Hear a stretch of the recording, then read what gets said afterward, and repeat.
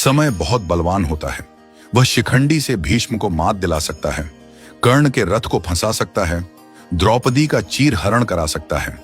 अगर किसी से डरना है तो वह है समय।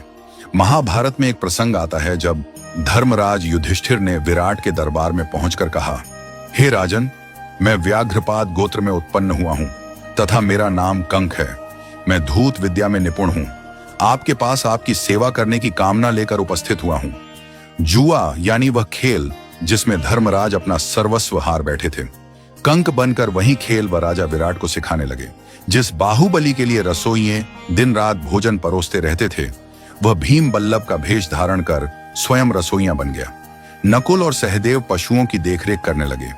दासियों से घिरी रहने वाली महारानी द्रौपदी स्वयं एक दासी सैरिंद्री बन गई और वह धनुर्धर, उस युग का सबसे आकर्षक युवक, वह महाबली योद्धा, वह द्रोण का सबसे प्रिय शिष्य, वह पुरुष जिसके धनुष की प्रत्यंचा पर बाण चढ़ते ही युद्ध का निर्णय हो जाता था, वह अर्जुन एक नपुंसक बन गया। युधिष्ठिर राजा विराट का अपमान सहते रहे।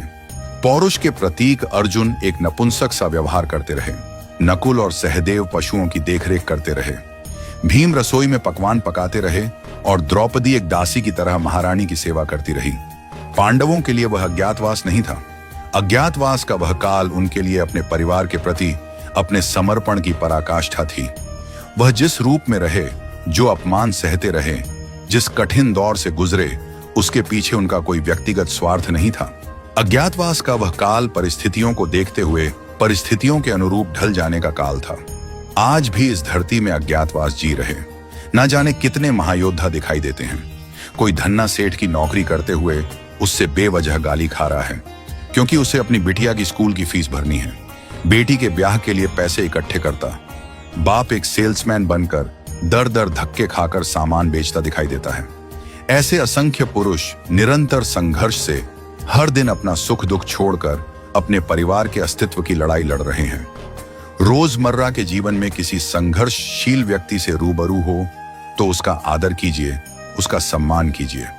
फैक्ट्री के बाहर खड़ा गार्ड, होटल में रोटी परोसता वेटर, सेठ की गालियां खाता मुनिम वास्तव में कंक, बल्लभ और बृहणला हैं। क्योंकि कोई भी अपनी मर्जी से संघर्ष या पीड़ा नहीं चुनता। वे सब यहां कर्म करते हैं। वे अज्ञातवास जी रहे हैं, परंतु वह अपमान के भागी नहीं है। वह प्रशंसा के पात्र हैं। यह उनकी हिम्मत है, उनकी ताकत है, उनका समर्पण है कि विपरीत परिस्थितियों में भी वह डटे हुए हैं। वह कमजोर नहीं हैं। उनके हालात कमजोर हैं, उनका वक्त कमजोर है। याद रहे कि अज्ञातवास के बाद बृहणला जब पुनः अर्जुन के रूप में आए तो कौरवों का नाश कर दिया। पुनः अपना यश, अपनी कीर्ति सारे विश्व में फैला दी। वक्त बदलते वक्त नहीं लगता, इसलिए जिसका वक्त खराब चल रहा हो उसका उपहास और अनादर न करें, उसका सम्मान करें, उसका साथ दें। क्योंकि एक दिन संघर्षशील, कर्मठ, ईमानदारी से प्रयास करने वालों का अज्ञातवास अवश्य समाप्त होगा।